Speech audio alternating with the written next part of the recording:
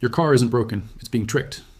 Right now, as you're reading this, there's a tiny sensor under your hood that's lying to your engine's computer every single time you turn the key.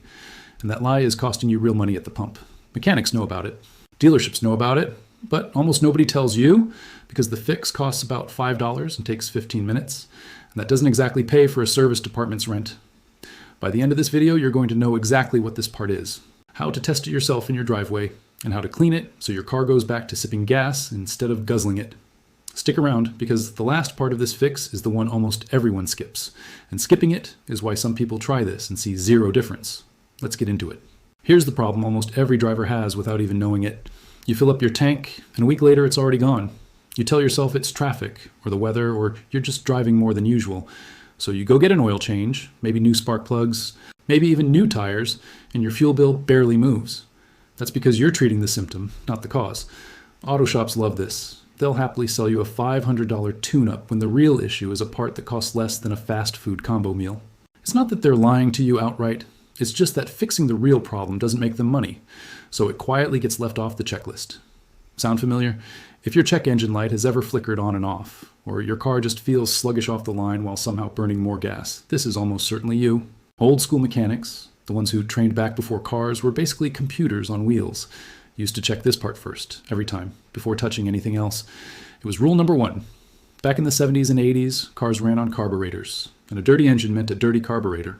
Plain and simple, and everybody knew how to clean one. But once fuel injection took over in the 90s, a new little part came along called the mass airflow sensor, and it changed everything. This sensor's whole job is to measure exactly how much air is entering your engine, so the computer knows exactly how much fuel to squirt in to match it. Simple system, when it's clean. But nobody teaches drivers about it anymore because it's tucked away, it's not part of a normal service, and most quick lube places don't even glance at it. So it sits there for years, collecting a thin film of dust, oil vapor, and grime, quietly feeding your computer bad information the entire time. And here's the kicker. Your engine has no idea it's being lied to. It just does what it's told. So let's fix it. Here's exactly what you need, and here's the part most people get wrong. First, grab a can of mass airflow sensor cleaner. Not brake cleaner, not electrical cleaner, specifically MMAF sensor cleaner. It runs about $6 to $9 at any auto parts store. Do not substitute it. Regular cleaners leave residue or are too harsh. It can actually snap the tiny sensor wires inside, and then you've turned a $5 fix into a $200 replacement. Next, pop your hood and find the air intake tube. It's the wide black tube running from your air filter box toward the engine.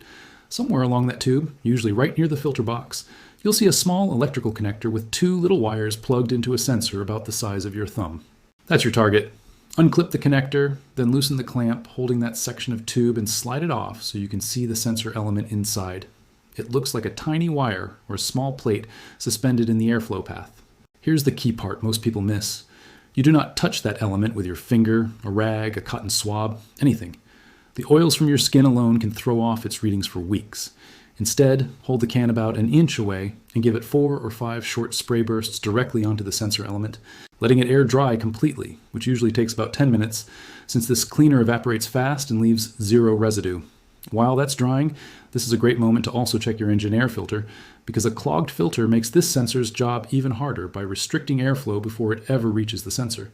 If your filter looks gray and caked with dirt instead of a light tan color, swap it. Filters run about $15 to $20 and take 2 minutes. Once the sensor is fully dry, slide the tube back into place, tighten the clamp, and reconnect the electrical plug until it clicks.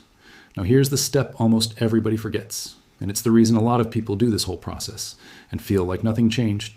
Your car's computer has learned bad habits from that dirty sensor over months or even years, and it needs to relearn correct readings. Start the engine and let it idle for a full 2 minutes without touching the gas pedal.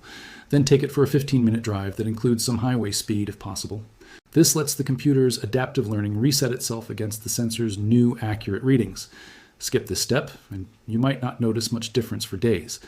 Do this step, and most people notice smoother idle within that same drive. So what should you actually expect? Within the first tank of gas, most drivers notice the engine idling smoother, less hesitation when accelerating from a stop, and in a lot of cases, the check engine light clearing up on its own if a code was related to fuel trim. Fuel economy improvement varies, but it's common to see anywhere from 10 to 20% better mileage over the next 2 or 3 tanks, especially if that sensor was seriously dirty. This isn't some miracle fix that works on every single car in every situation. If your fuel problems are from a full-on failing fuel pump or a bad oxygen sensor, that's a different repair entirely. But for the huge number of people whose mileage has been quietly dropping over the last year or two with no clear reason, this is very often the actual culprit.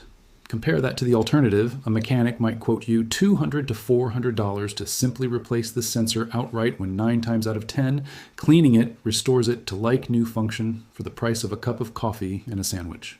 Now, here's a quick bonus that pairs perfectly with this. While your hood is already open, check your tire pressure too, because underinflated tires force your engine to work harder to push the car forward, which burns extra fuel completely separate from anything the sensor is doing. Most tires lose about 1 pound of pressure per month naturally.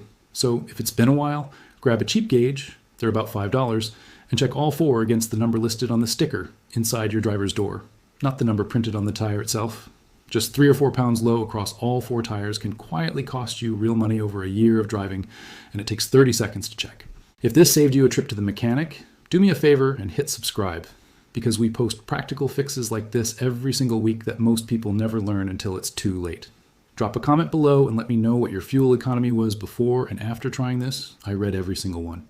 And if you liked learning what your car has been hiding from you, wait until you see what your air conditioner's compressor has been hiding too, because that one's an even bigger money drain, and we're breaking it down next. Until then, keep it clean, keep it simple, and keep more of your money in your pocket.